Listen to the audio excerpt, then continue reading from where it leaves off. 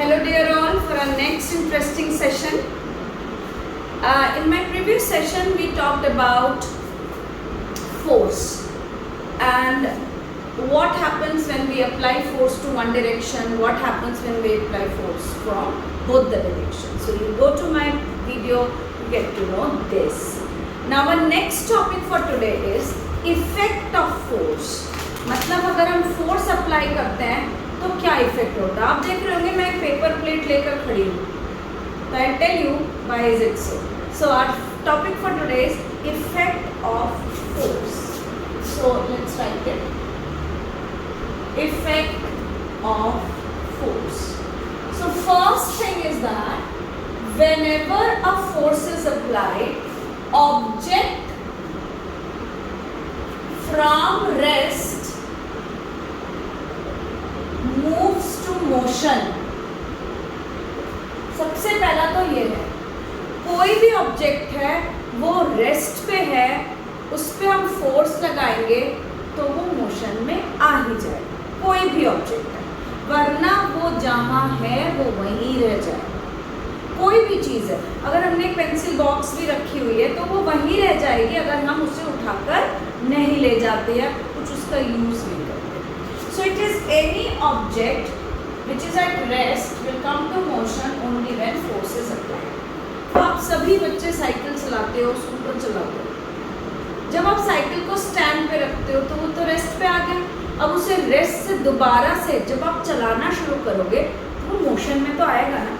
And it is done by because you are using your force on it. You are taking off the cycle stand, you are paddling it. So whatever you are doing giving force to the cycle. Okay.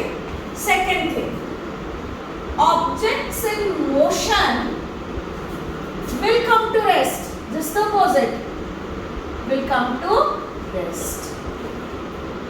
आप cycle चला रहे हो, चलो हम cycle का example ले रहे हैं तो हम इसके लिए भी साइकिल का एग्जांपल लेते हैं. आप साइकिल चला रहे हो और एकदम से आप देखते हो आगे चल के बहुत बड़ा स्पीड ब्रेकर है. What do?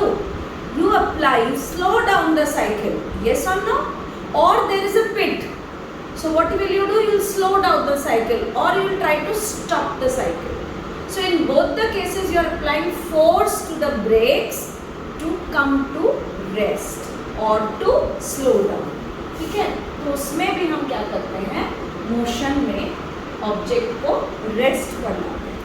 और वन मोर एग्जांपल, आप साइकिल चलाते हुए अपने घर आ गए हो तो ऑब्वियसली आप तो रुकोगे ना, तो you are in motion, you come to rest. Okay. The third thing, force can change the shape of the object. Change in shape. मैं इसीलिए इस पेपर को लेकर इतनी देर से खड़ी थी. ये पेपर का शेप है अभी, ठीक है. अब मैं इस पे फोर्स अप्लाई कर रही हूँ. Change of shape. Okay. So after this change in shape, the fourth one is change in direction. Change in direction. मान लीजिए आपकी तरफ कोई बॉल आ रहा है, ठीक है, आपको पता है कि वो आपको हिट होने वाला है. What will you do? Suppose this is coming towards me like this. This is a ball. Just think this is a ball. This ball has been thrown from a greater height and it is coming directly towards me. So what should I do? Either I change my direction or I change this direction. So what can I do is, if I find a ball coming towards me, either I'll change my direction to this so that the ball can not hit me, or what can I do? With my hand. So in both the cases I'll tell you, with my hand I'll change the direction of the ball. So where it will go now? That side. So what I did? I applied force in two ways. Ball, when it was coming to me, I applied force. I'm applying force to change the direction. I was standing like this, I change the direction and I move. And what else I can do? If the ball is coming to me, I use my hand to apply force and change the direction of the ball. Okay? So this is about the change in direction. The next is change in speed or magnitude. You can find in some other books it's written as magnitude. Change in speed. Suppose you are walking very slow. Okay? So the force which you are applying, or you are using your cycle. Let's take the example of your cycle. So you are using your cycle, and the cycle you are moving in a leisure mood, you are cycling. Okay? Nice weather, leisure mood, you are cycling. Now suddenly you think, oh God, I am getting late. I have to report somewhere early. So what do? You apply force to the paddle and you start paddling it fast. So here what are you doing? You are changing the speed from slow to high. And let's talk about types of force. Types of force, there are of two types. First, the contact force, and the second is non-contact force. So first we are going to see some examples of contact force. The word contact means only anything or any one or more surfaces or objects in touch with each other is called as contact force. Okay. Now in this contact force there are two more subtopics or subtypes. One is muscular force. Another is frictional force. Both are types of force which come under the type contact force. Now muscular and frictional. I will use this pen only as an example. Rest you can keep on finding many more examples, and in the comment box also you can ask me whether you were thinking correctly or not. That I will reply to you whether you were right or wrong. तो इस pen का इस्तेमाल करेंगे और सिर्फ देखेंगे ये contact force है या नहीं। मैं पकड़ रही हूँ पेन को, ग्रिप है ये मेरा। What are my fingers made up of? Muscles. So I am gripping this pen. So what am I using? I am using my muscles. So this is how I am applying muscular force. ठीक है? Frictional force. Frictional force is the force where two surfaces are working each other for force.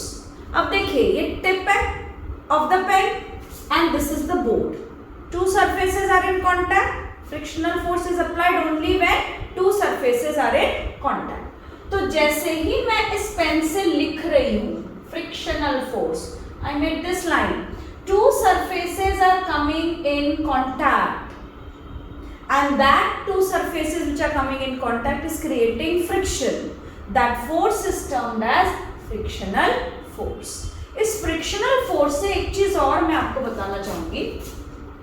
कोई भी object है और वो ground पे रखा है, तो यहाँ पे ये रहा surface of the box and this is the surface of the ground.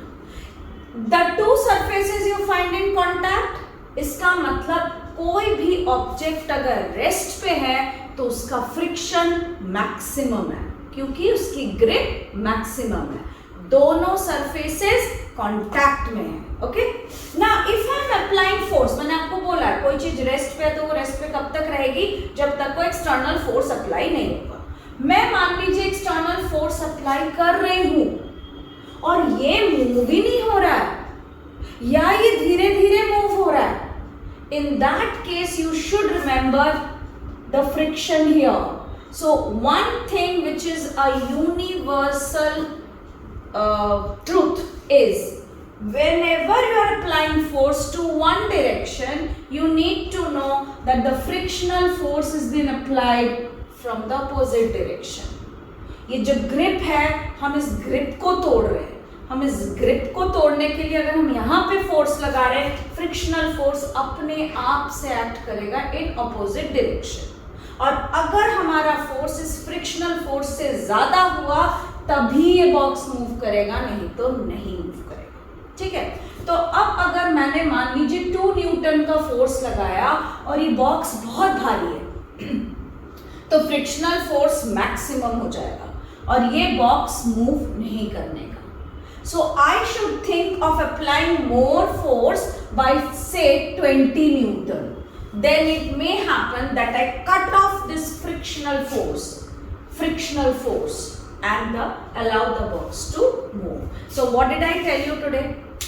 Any muscles, हम ही नहीं, हम अपने animals को भी घुमाते हैं. You see the animals jumping on you, you see the animals playing, running. What are they doing? They're applying their muscular force. Even the bullock carts, I'm giving you so many examples. I said I will take examples from you. Now I'm giving you more of the examples. But still there are many more examples that you should think of. Okay. आप animals देखते होंगे. The one who we are pulling the animals. When we plow the field, the animal gets pulled. Plowing, हल चलाते हैं जब, तो animal को हम pull करते हैं with that implement, plow. तो हम क्या कर रहे हैं? एनिमल को जब पुल कर रहे हैं, किसका मस्कुलर फोर्स लग रहा है? एनिमल का भी मस्कुलर फोर्स लग रहा है, and the human power which is been used, उसका भी फोर्स लग रहा है. ठीक है. और वो जो हल है, जो जमीन के अंदर है, वो ग्रिप में है जमीन के साथ. इसीलिए तो हमें इतना फोर्स लगाना पड़ रहा है, because it is acting against our force. That's why we are applying more force so that we can plough the field. Many such examples could be found out. Please go through it, keep searching, keep finding in your daily life that where are we applying friction and where are this muscular forces applied. And I tell you, it is all around you. Okay. Now the next topic is non-contact force. Now these non-contact forces are also of three types. First, magnetic force. Second, gravitational force. And the third is electrostatic force. Magnetic force, very easy and known to everyone. Magnets have two poles, the North Pole and the South Pole. This is a bar magnet. And if we bring another magnet of that sort only, where the South Pole faces the South Pole and the North Pole faces the to other side, we find that the magnet is not getting attracted. Suppose this is acting as a magnet and I'm taking another pen which is also a magnet. देखिए, मान लीजिए ये जो white end है, ये क्या है? South pole है, और ये वाला white end भी साउथ पोल है. अगर हम इसको कोशिश करेंगे यहाँ लाने की, ये अट्रैक्ट नहीं होगा, ये ऐसे ऐसे मूव करता रहता है. Why? Because this force is applied. ये हम मूव नहीं कर रहे हाथ को. मैग्नेट जब हम यूज करते हैं, ये अप्लाई होता है, ये फोर्स अपने आप लग रहा है, कोई टच नहीं हो रहा, कोई कांटेक्ट नहीं हो रहा. हमने सिर्फ अपने मसल से मैग्नेट को पकड़ रखा है, बट यहाँ पे कांटेक्ट फोर्स लग रहा है. This I agree. Here it is contact force. I am talking of the force which when we are applying in front of the magnets, और वो magnets चिपक ही नहीं रही है, attraction हो ही नहीं रहा है, तो उसको क्या कहते हैं हम? रिपल्शन. तो वो जो रिपल्शन हो रहा है, वो एक फोर्स ही तो है कि इसे जुड़ने ही नहीं दे रहा. उस रिपल्शन को किसमें यूज किया जाएगा? As a non contact force. Okay, so this is not getting attracted and we can really feel the power, we can really feel the force apply. तो जब भी लाइक पोल्स मीन्स ये south pole है और ये north pole है, these are like poles, same poles. When same poles come in front, they will repel each other, and this force of repulsion is a non-contact force.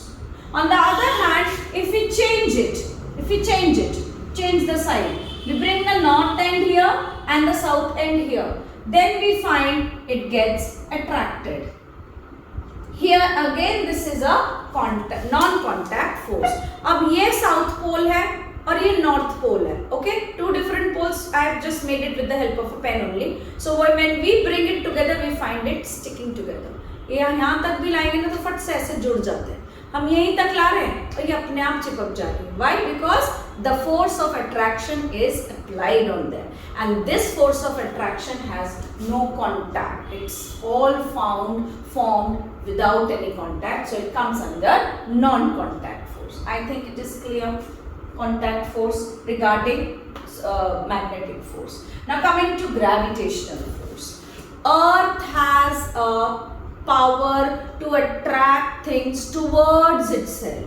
जो ma'am खड़े हैं यहाँ पे, या ये बोर्ड यहाँ पे टंग रहा है, इसकी फुल पावर है नीचे की तरफ जाने की, पर हमने क्या किया, इसको हैंग करके रखा हुआ। We have holded it against gravity. अगर मैं यहाँ से हटा दूँ तो धप नीचे गिर जाएगा। Why? Because gravity is pulling things down. यही तो ढूंढा था ना न्यूटन ने, that why did the apple come and fall down, and why didn't the apple fly up? So gravitational force is such a force which we cannot touch and feel, okay, but it is applied on each and every object, fine, by the earth. It's termed as gravitational force. I think this is very clear. आपको नहीं clear है तो एक छोटा सा example देख लीजिए। ये पेन है मेरे हाथ में, okay, I'm just holding it, fine, this I'm holding it. Till I'm holding it, it is in contact with me, so muscular force has been applied. Two surfaces in contact में है तो frictional force भी है, एक surface मेरी उंगलियों का, दूसरा इसका, तो friction भी apply हो रहा है, muscular force भी apply हो रहा है, ठीक है। अभी तक तो ये contact force में है। अब मैं क्या करूंगी, मैं अपना contact force हटा रही हूँ, तो कौन सा force काम करेगा ये आपको बताना है, okay, check it. I am just leaving my contact force. You all should tell me now what happened. Which type of force was this?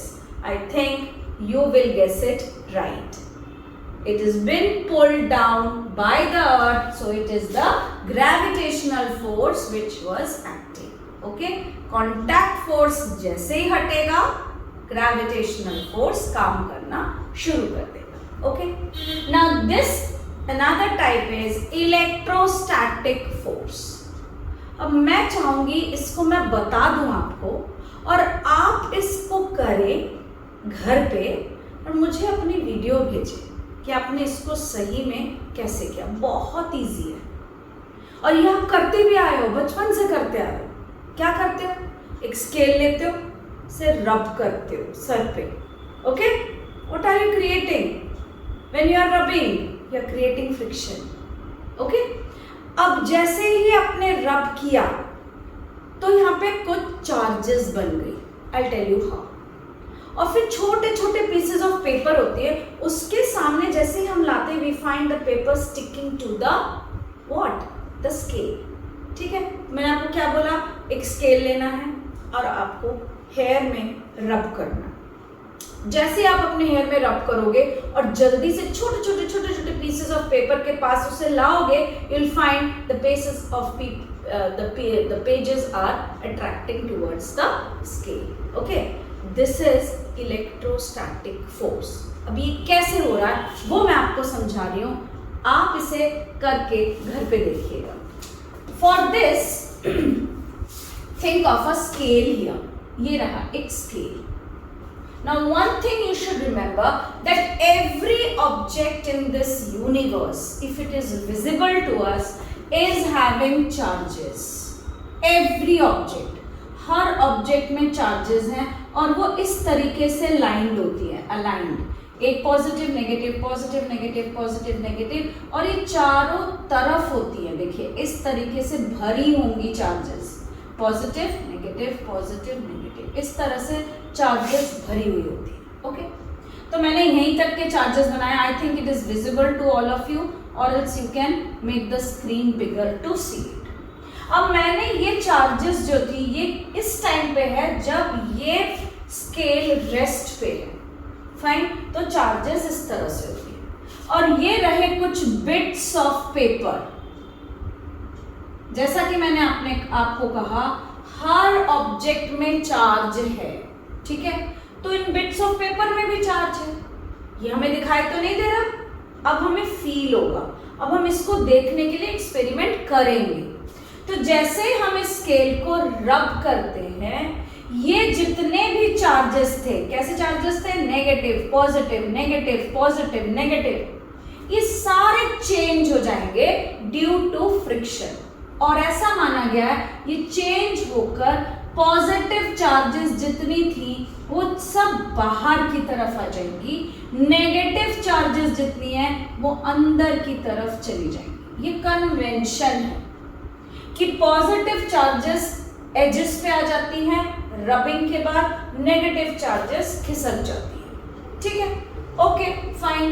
Now when this positive charges are near and the negative charges inside, और हम तुरंत इनको bits of paper के सामने ला रहे हैं, तो उन बिट्स ऑफ पेपर में भी तो नेगेटिव और पॉजिटिव चार्जेस हैं, तो उस नेगेटिव चार्ज को ये अट्रैक्ट कर रहा है, attract, because every positive charge attracts the negative charge, every negative charge will attract the positive charge. Same उसी तरीके से जैसे अनलाइक पोल्स अट्रैक्ट करते हैं और लाइक पोल्स रिपेल करते हैं। So this will now attract and which we can very well see it is called as an electrostatic force. तो अब हम कॉन्टैक्ट कहां पे यूज कर रहे हैं, यहाँ पे टू रब हम कॉन्टैक्ट फोर्स यूज कर रहे हैं, ओके। फिर जैसे हम बिट्स ऑफ पेपर फाड़ रहे हैं, हमारा कॉन्टैक्ट फोर्स मस्कुलर फोर्स दोनों यूज हो रहा है। बट नॉन कॉन्टैक्ट फोर्स कब आ रहा है, जब हम रब कर चुके हैं, छोटे छोटे बिट्स ऑफ पेपर हमारे हाथ में है और हम इन दोनों को बहुत दूर से टच भी नहीं किया हमने, तो हम टच नहीं करेंगे, हम इन्हें दूर में रखेंगे, बिट्स ऑफ पेपर यहाँ और स्केल, चार्ज स्केल यहाँ, रब्ड स्केल यहाँ, तो हमें दिखता है कि ये बिट्स ऑफ पेपर अपने आप इस पे चिपक रही हैं। Are you getting me? So we are not touching anything to bring it into attraction, into contact. They come itself. That is termed as electrostatic force. So these are the two types of forces which we discussed today, and our next topic will be on pressure. Stay tuned. Thank you.